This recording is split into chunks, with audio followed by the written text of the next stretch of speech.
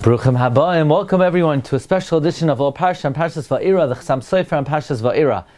This week we're going to examine an amazing gem from the Chasam Sofer on Parshas Bereshis, to help uncover the mystery of the psychology of Pharaoh that we encounter here in the Parsha in Va'ira. So, at Makas Barad, Pharaoh seems to have a very righteous reaction. He hastens to call Moshe and Aaron, and he says, Chatasi apam, Hashem hatzadik, va'ani va'ami harisha'im, Parak Tes Pasuk Chav Zayin. I've sinned this time. God is righteous. Me and my men were wicked. What a righteous confession. What a vidoy. Halavai, we should reach such a level on Yom Kippurim. What exactly is the meaning of this confession of Pharaoh? Another interesting reaction Pharaoh has to Makas Kinim. Because the Khartoumim say, Etz be'Elokimi. Okay, this time it's God. And Vayechazak lev Pharaoh hardens his heart. It almost sounds like because they said it was God, that's why he hardens his heart. How do we understand this pasuk? Asks the Rabbi Yehuda and the Tzlach on Chagiga, Yud Beis Amud Aleph. Then we encounter a very unusual phrase that we have not seen since Sofer Bereshis in Parak Tes, Pasuk Lamed, in response to the Barad. Moshe Rabbeinu tells Pharaoh, I'll daven for you, but I know, Va'ata va'avadecha, Parak Tes Pasuk Lamed, Yadati, I know, Ki terem tir'un mipnei Hashem Elohim. You don't yet fear Hashem Elohim. Did you know that the phrase Hashem Elohim has not been seen since Sofer Bereshis? We found in the beginning of Bereshis, by Masa Bereshis, we continue to have it until Vayomer Avram Hashem Elohim Matitenli, and we have not seen it since. What's the meaning of this special appearance of the phrase Hashem Elohim? We're going to explain, based on the teaching of the Shla, citing the Arizal, that Pharaoh was a believer and a disbeliever at the same time. He believed in Elohim, he did not believe in the Shem Havaya.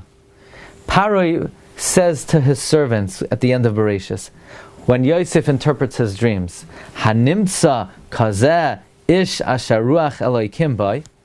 Have you ever seen a man who the spirit of Elohim is in? So Pharaoh apparently believes in Elohim. And the reason he believes in Elohim is because he had a good Rebbe, Yosef. Because when Pharaoh said that you're able to interpret dreams, you know what Yosef told him? Yosef said, Vayan Yosef es Pharaoh, Elamar biladai, Elohim yanesh leim Pharaoh. It's not me. God will interpret the dreams. So Pharaoh believed in Elohim.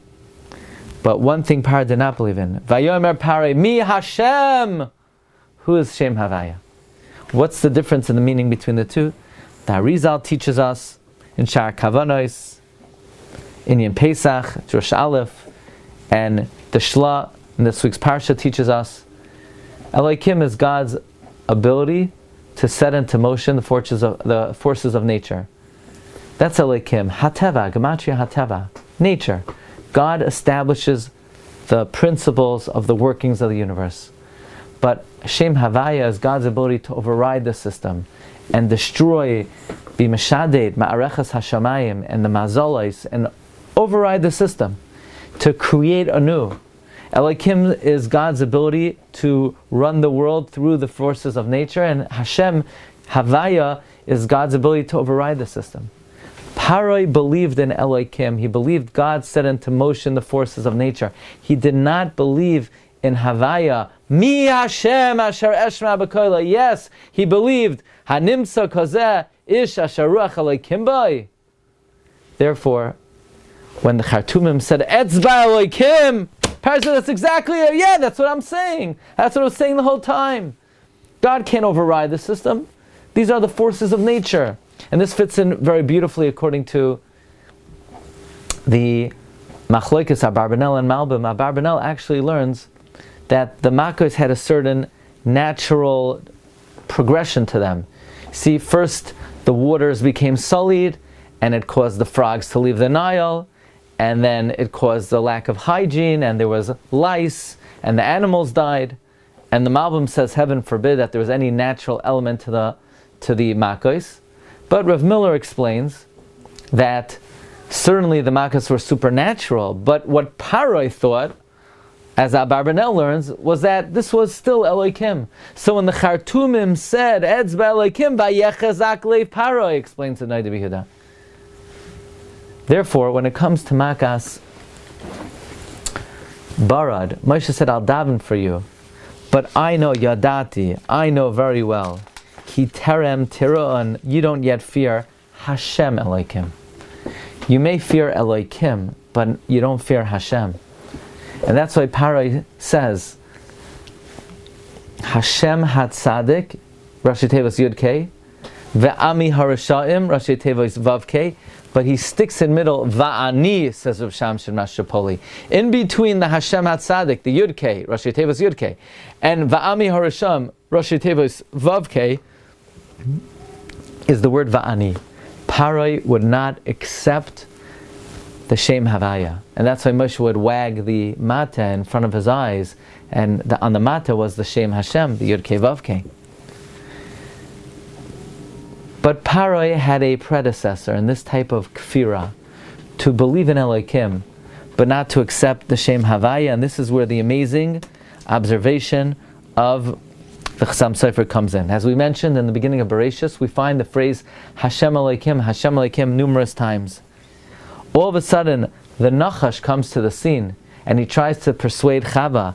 V'hanachash haya'arum mikol chayas hasada asher asa Hashem Elohim. He was the most clever and devious. V'yomer Elisha af kiyomer Elohim lo yisachlu mikol eitz hagan. Observes the Chasam Sofer in Bereshis. The Nachash says Elohim said don't eat any of the fruits. What was the Nachash trying to do? He was trying to influence Chava into this heretical belief that there's only Elohim, a force that put nature into its mechanism. There's a force that allowed nature to run its course. Only Elohim. But he was denying the Hashem, like Paroi, who said, Hashem HaTzadik, Va'ani, Va'ami HaRasham. Like Paroi, who in the Chartumim said, Etzva Elohim, reacted, Vayechazak Lev Paroi. So, according to Chasam Sofer, Paroi had a great Rebbe in his Kfira, and that is the Nachash himself. But we know, as the Chidah tells us in Midbar Kedemos, Paroi was the Shoresh, his Shoresh was the Nachash. Paroi is Gematria Nachash, with the 3 letters of Paroi Melech Mitzrayim. Whereas the Shla writes, Paroi is called Nachash. So Paro and the Nachash have a commonality.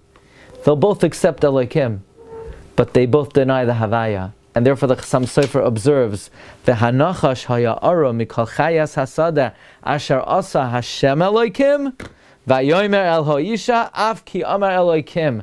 Just like Paroi, who said, Mi Hashem asher eshma b'koilai, while he conceded, Hanimtza kazeh ish asher ruach Elohim bai.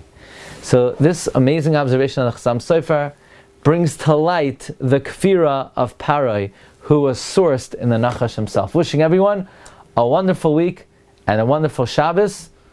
Parshas Va'era, Haba Aleinu L'Tova.